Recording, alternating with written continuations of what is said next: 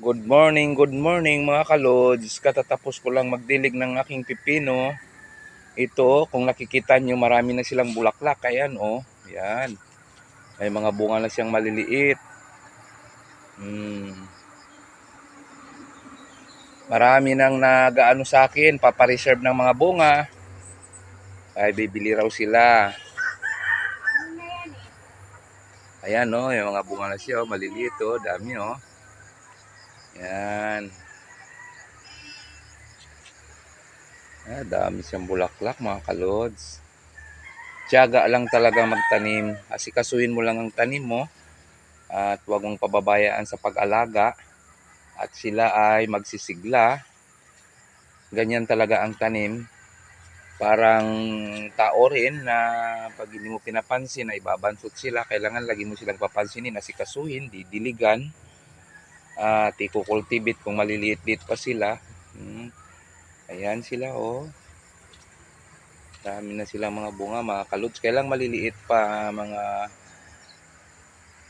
ano pa ito siguro, every 1 week siguro mga malalaki na sila talaga. O hindi abutin ng mga 1 week.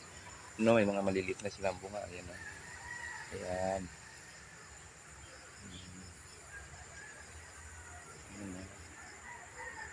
So, nagpapasunod na naman ako ng maliliit na bagong tanim dito sa mga tabi nila. Ayan, no, kung nakikita nyo yan.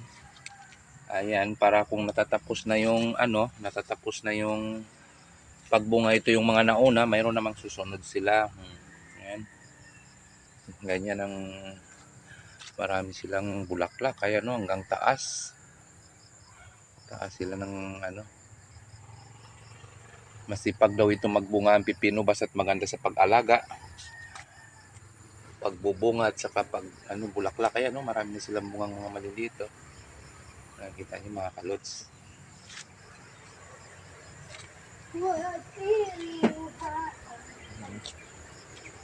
Yan ang bunga nila. Yan. Yan, no. Oo.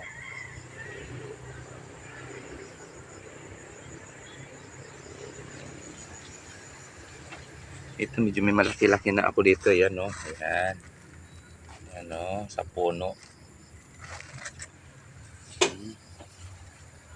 Marami na silang nakasingit-singit na mga bunga. Ayan sila. Ayan. Oo. Uy, malapit na akong mag-harvest at magbenta.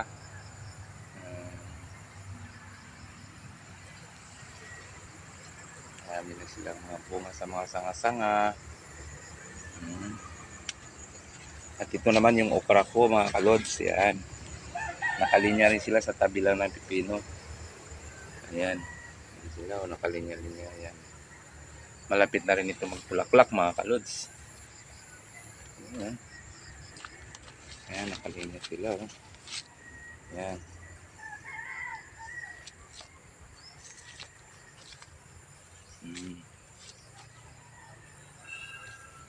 Ayan ang okra.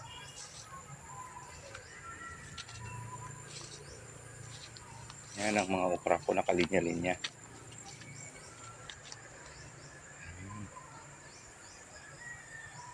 Ayan ang pipino. Tabing bahay lang namin ito mga kalods. Tabing-tabi lang ang ginawa kong garden.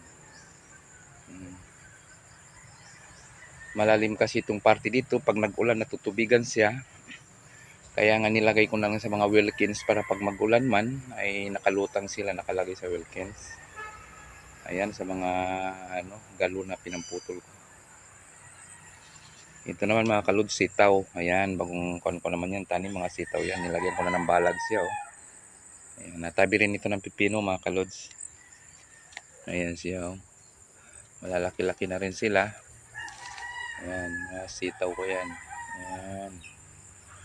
Ayan. Konting pamamaraan lang. At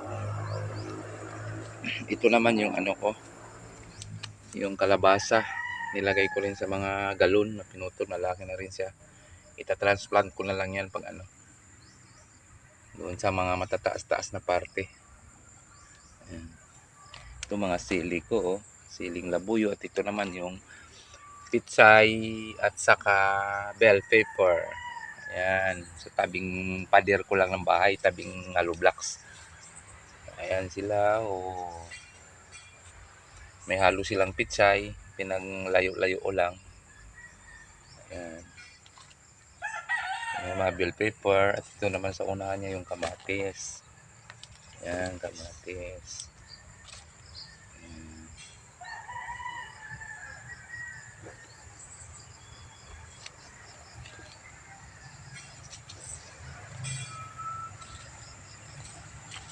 Ito naman ang ampalaya ko at saka isang punong kamatis, yung dalawang punong ampalaya pero magbubunga na rin siya. Ayan. Pulitis, palaya at saka kamatis. Nagbubunga na rin mga kamatis ko. Ayan. Ayan siya. Ayan. Ang bunga ng kamatis. Marami na siyang mga maliliit. Ayan. Ang palaya. Talong naman sa tabi niya. Napitasan ko na rin yan ng talong mga kalods.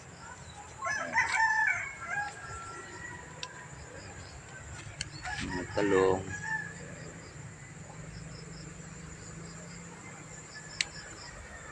Okay, maraming salamat mga kalod sa pagpanood ng video ng aking pipino, mga gulay na iba-ibang klase rin. Thank you very much. Thank you. Follow and subscribe. Thank you.